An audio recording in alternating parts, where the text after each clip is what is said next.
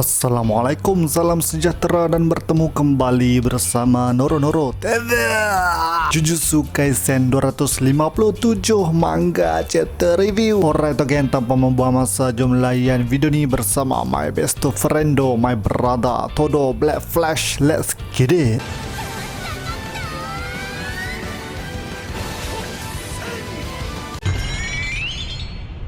目に物見せてやる。